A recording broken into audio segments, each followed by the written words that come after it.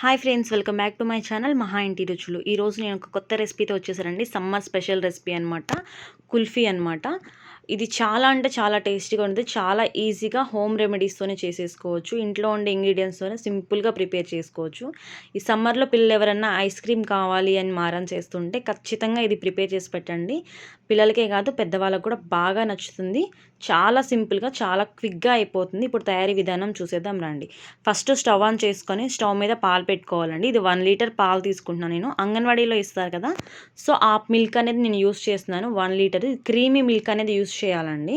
అప్పుడే మనకి మంచి ఫ్లేవర్ అలాగే టేస్ట్ అనేది వస్తుంది మిల్క్కి. సో ఈ పాలు అనేది మనము ఒక పొంగు వచ్చేంత వరకు ఫస్ట్ బాయిల్ చేసుకోవాలండి. ఇలా ఒక పొంగు వచ్చిన తర్వాత ఈ పాలు అనేవి తీసేసి మనము ఒక కళాయిలోకి మార్చుకోవాలండి. ఎందుకంటే మనకి కలపడానికి కన్వీనియంట్గా ఉండాలి కాబట్టి ఒక కళాయిలోకి మార్చుకొని ఇలా కంటిన్యూస్గా మనం కోవాకి తిప్పినట్టు మిక్స్ చేస్తూనే ఉండాలండి. నెక్స్ట్ ఒక 2 స్పూన్స్ షుగర్ అనేది యాడ్ చేస్తున్నాను నేను. మీరు షుగర్ అయినా యూస్ చేసుకోవచ్చు, షుగర్ పౌడర్ అయినా యూస్ చేయొచ్చు అండి. నేను ఫస్ట్ 2 స్పూన్స్ షుగర్ యూస్ చేస్తున్నాను. తర్వాత ఏంటంటే యాలకులతో కలిపి పౌడర్ అనేది మిక్సీ పట్టేసాను, షుగర్ పౌడరు. సో అది యాడ్ చేశాను. లేదంటే మీకు ఇడిగా యాలకుల పొడి ఉంటే అది మీరు విడిగా యాలకుల పొడి వేసుకోవచ్చు. షుగర్ అనేది మీరు డైరెక్ట్గానే వేస్ట్ చేసుకోవచ్చు. సో ఇలా మనం మిక్స్ చేస్తూ ఉండాలి. పైన మీగడ కడుతూ ఉంటుంది, మనం మిక్స్ చేస్తూ ఉండాలండి. అలా మిక్స్ చేస్తూ మనం కలర్ ఇలా కొంచెం చేంజ్ అయ్యేంత వరకు మిక్స్ చేయాలి. ఇప్పుడు ఏం చేయాలంటే ఒక 10 నుంచి 15 బాదం పప్పులు అనేది తీసుకొని, లేదంటే జీడిపప్పు అయినా పర్లేదు, బాదం పప్పులు అయినా పర్లేదు, వాటిని తీసుకొని వాటితో కొంచెం ఫుడ్ కలర్ అనేది యాడ్ చేయాలండి. యాడ్ చేసి మిక్స్ చేసి పౌడర్ అనేది ఇలా మనం వేసుకోవాలి. మీకు ఫుడ్ కలర్ అనేది ఇష్టం లేకపోతే స్కిప్ చేసేయచ్చు. కాకపోతే మంచి కలర్ కోసం నేను ఆ బాదం పప్పులతో పాటు ఫుడ్ కలర్ అనేది యాడ్ చేసి ఇలా నేను పౌడర్ అనేది యాడ్ చేస్తున్నాను. సో మళ్ళీ కంటిన్యూస్గా మిక్స్ చేసుకుంటూ ఇలా క్రీమీ టెక్స్చర్ వచ్చిన తర్వాత మనం ఇప్పుడు స్టవ్ ఆఫ్ చేసుకొని కూల్ చేసుకోవాలండి. అలాగే మిగిలిపోయిన రైస్ ఉంటుంది కదా ఇంట్లో, అది కొంచెం మనము మిక్సీలో వేసుకొని పేస్ట్ పట్టుకోవాలండి. కొంచెం పేస్ట్ పట్టుకున్న తర్వాత ఆ పేస్ట్ అంతా తీసుకొచ్చి ఏదైతే మనము కూల్గా పెట్టుకున్నామో ఈ స్ట్రక్చర్లో మొత్తం అంతా కలిపేసేయాలండి. మొత్తం అంతా మిక్స్ అయ్యేంత వరకు మొత్తం పేస్ట్ అంతా వేసి ఒకసారి గంటితో మనం మిక్స్ చేసుకోవాలండి.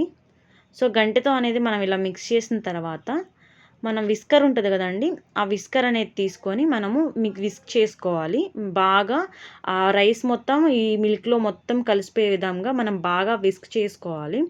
ఇలా విస్క్ చేసుకున్న తర్వాత ఈ ఏదైతే మొత్తం ఉందో ఈ క్రీమ్ మొత్తాన్ని మనం ఇప్పుడు గ్లాస్ మౌల్స్లోకి ట్రాన్స్ఫర్ చేసుకోవాలండి. మీ దగ్గర డైరెక్ట్గా ఐస్ క్రీమ్ మౌల్స్ ఉంటే ఐస్ క్రీమ్ మౌల్స్లోనే ట్రాన్స్ఫర్ చేసుకోవచ్చు. లేదు అంటే ఇలాంటి టీ కప్స్ ఉంటాయి కదా, చిన్న చిన్న టీ కప్స్ అనేవి ప్రతి ఒక్కళ్ళ ఇంట్లో ఉంటాయి.